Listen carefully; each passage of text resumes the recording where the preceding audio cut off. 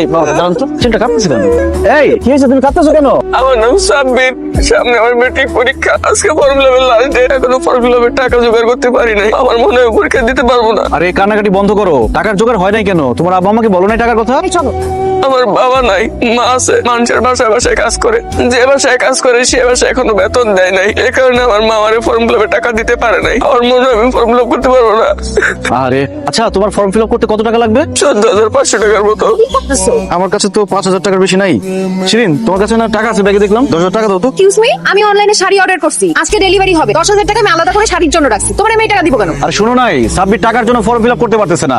তোমার টাকাটা দাও, ওকে দিয়ে দিও, ফর্ম ফিল আপ করুক। আমি কেন ওকে টাকা দিব? ও কি আমার ভাই লাগে নাকি আত্মীয় স্বজন লাগে? তুমি এদেরকে চিনো? এরা রাস্তাঘাটে এসে এইসব নাটক করে, এগুলা স্ক্যাম। আমি এদের খুব ভালো মতো চিনি, তুমি চিনো না? খবরদার, একদম ফালতু কথা বলবা না। সাব্বিরকে দেখে কি মনে হয় যে ও নাটক করতেছে? চোখের পানি দেখলে কি মনে হয় যে ও নাটক করতেছে? সারা জীবন কত কষ্ট করে লেখাপড়া করছে, মেট্রিক পরীক্ষা দিবে, সুন্দর ভবিষ্যৎ গড়বে, কত স্বপ্ন দেখছে। আর এখন যদি সামান্য কিছু টাকার জন্য মেট্রিক পরীক্ষা দিতে না পারে, মনটা ভেঙে যাবে না? সামান্য কিছু টাকার জন্য একটা ছেলের শখ, আশা, ভবিষ্যৎ এগুলো আমি নষ্ট হতে দিব না।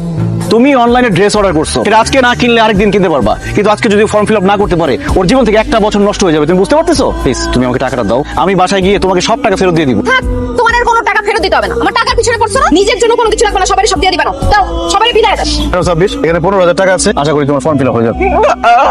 আপনি অনেক ভালো উপকার করছেন, আপনার উপকার আমি জীবনে ভুলব না। তাড়াতাড়ি যাও, ফর্ম ফিল আপ করো, যাও। অল্প কিছু টাকা পেয়ে ছেলেটা কত খুশি হয়েছে। এই টাকাটা পেয়ে ছেলেটার হয়তো জীবনটাই বদলে যাবে। কি যে শান্তি লাগতেছে, এই শান্তি কোটি টাকা দিয়ে তুমি কিনতে পারবে না। মানুষের প্রতি তোমার এত দয়া কেন? শুধু সুস্থ মানুষ এগুলো করতে পারে? তুমি একটা আস্ত পাগল। আমি পাগল? কারণ তুমি পাগল না হইলে ঘরের মধ্যে ফকির মিসকিন ডাইকা নিয়ে আসতা। তুমি যদি পাগল না হইতা, নিজের বউয়ের রক্ত আরেকজনকে দান করাইতা না। আমার প্রতি তোমার কোনো মায়া ভালোবাসা নাই। তোমার সব মায়া ভালোবাসা হচ্ছে বাইরের মানুষের প্রতি। অনেক হয়েছে, আর না। আজকের পর থেকে তুমি পরিবারের মানুষ ছাড়া অন্য কারো প্রতি দয়া দেখাতে পারবা না। অন্য কোনো মানুষকে উপকার করতে পারবা না। অন্য কারো বিপদ আসলে ওখানে ছুটেও যাইতে পারবা না। নিজেকে নিয়ে থাকবা, নিজের বউ নিয়ে থাকবা, নিজের পরিবার নিয়ে থাকবা। আমার মেয়ে ঠিক কথাই বলছে। বিয়ে শাদীর আগে যা করছো করছো, এখন বিয়ে করছো, তোমার বউ আছে, সংসার আছে, ওই কথা ভাববা, সংসারের কথা ভাববা, অন্যের চিন্তা বাদ দাও। আমাকে মাফ করবেন আম্মা, মানুষের চিন্তা আমি বাদ দিতে পারবো না। আমি যতদিন বেঁচে আছি আমার সাধ্য মতো মানুষকে সাহায্য করবোই, কারো বিপদ দেখলে আমি এগিয়ে যাবোই। তবে তুমিও কান খুলে শুনে রাখো, আমি তোমার সাথে সংসার করবো না। তোমার যা খুশি তুমি তাই করো, কিন্তু মানুষের বিপদে এই মহসিন এগিয়ে যাবে। তাহলে তুমি মানুষকে নিয়েই থাকো। আমার মেয়ে ঠিকই বলছে, তুমি আসলেই একটা পাগল। আর একটা পাগলের সাথে আমার মেয়ে সংসার করুক, সেইটা আমি চাই না। তুমি এখন থেকে মানুষকে নিয়েই থাকো।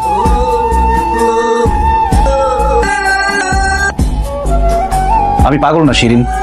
টাকার অভাবে আমার চোখের সামনে আমার বাবা মা ধুকে ধুকে বিনা চিকিৎসায় মারা গেছে। সেদিন আমার বাবা মায়ের লাশের সামনে দাঁড়ায় মনে মনে প্রতিজ্ঞা করি, আমার যদি কখনো টাকা হয়, আমার চোখের সামনে বিনা চিকিৎসায় আমি কাউকে মরে যেতে দিব না। আব্বা, মানুষের উপকার করে যে শান্তি পাওয়া যায়, কোটি টাকা খরচ করেও সেই শান্তি আপনি কখনোই পাবেন না।